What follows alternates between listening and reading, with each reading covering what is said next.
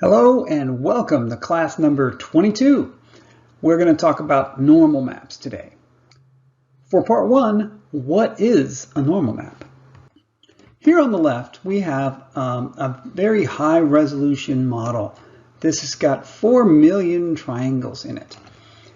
This is a very detailed geometry that was created by an artist, maybe using something like ZBrush that allows you to sculpt in 3 dimensions.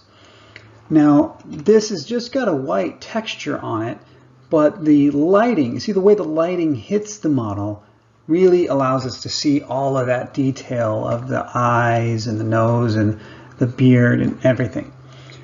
But 4 million triangles is probably too many for our graphics engine to handle.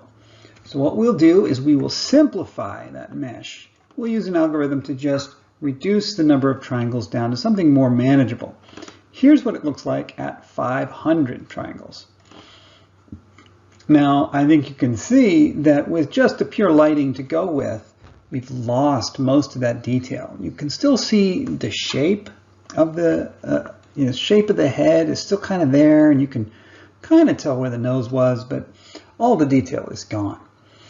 The reason for that is because we were relying on the lighting to provide all that detail. And the lighting is dominated by the normal. The direction that the light hits the normal is the dominant factor in how bright that pixel is. And that's what's creating these dark patches here and these bright highlights where we see those. And all of that is now gone, and we just get this, very lumpy look. So, what if we could provide the normal through the pixel instead of through the vertex? So far, we've been feeding the normal in on a per vertex basis. What if we had more normals than we had vertices? So the idea here is we will use these 500 triangles and we will apply a new kind of texture to the triangle. This kind of texture will hold the normal of that pixel. And by doing that, that'll get us back to this highly detailed lighting look and still only 500 triangles. What we're going to do is we're going to take the normal, X, Y, and Z, and pack those into a texture. We're going to put the X into the red part of the texture, the Y into the blue part, and the Z into the green part of the texture.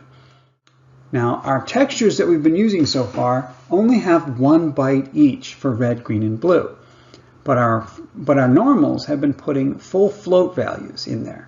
So we're going to have to take 12 bytes and cram it down into 3 bytes.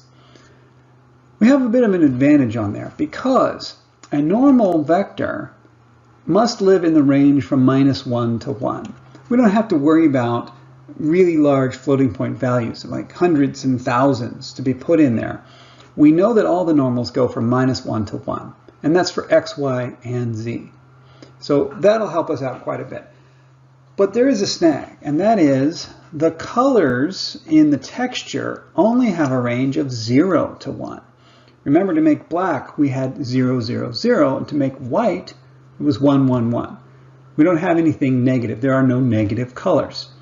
So how are we going to represent a negative normal, which we do have? The answer is simple. We'll just scale it down, or do what we'll call bias. We will bias the result down into that range. We'll take -1 to 1, and we'll pack it down into 0 to 1, 0 to 1. And here's the formula for that right here. We're just going to take the normal, which now is on a range of -1 to 1, add 1 to it, and then cut that in half. So if you think about it, if we took -1 plus 1, that's 0, times 1/2 is still 0. So -1 becomes 0. How about the other extreme? 1. What will 1 become? 1 plus 1 is 2, times 1/2 is 1. So 1 becomes 1, -1 becomes 0, and what would 0 become? 0 is now 1/2. Okay, so that's how we'll take our normal and cram it down into something we can put into color space. Now, when we read that texture back, we're going to get a color back out of the texture, and we need to take it back into normal space, which has a range of -1 to 1. So we'll need to do the opposite math here when you convert it back. Here you can see I've taken our friend the cube and I've applied a new texture map to it. This texture map is what I'm going to use for a normal map on this cube. I want these different colors to represent normals, and I'm going to pass those into the lighting. Instead of taking these as colors and drawing them that way, let's say if instead I treat them as a normal and then perform the regular Phong lighting calculations on there. And here we are. Now you can see the lighting detail that makes it look almost like a three-dimensional object. But if you watch it as the cube rotates, you might start to notice something is a little off here.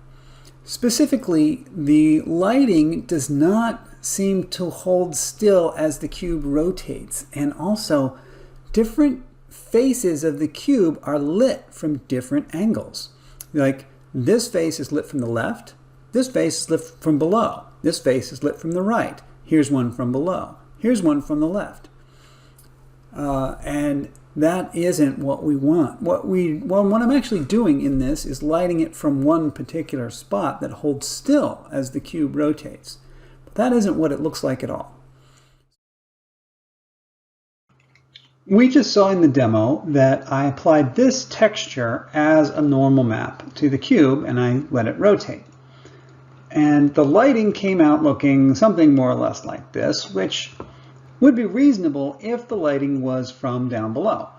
But as I pointed out, as the cube rotated, you could see that the lighting was inconsistent on the different faces, and it doesn't hold still while the cube moves, but instead seems to stay with the cube while the cube is moving. Why is that? Well, the reason for this is the normals that we just put on here are these. And these colors are not in world space. We did all of our lighting in world space, and those normals aren't in world space. What space are they in?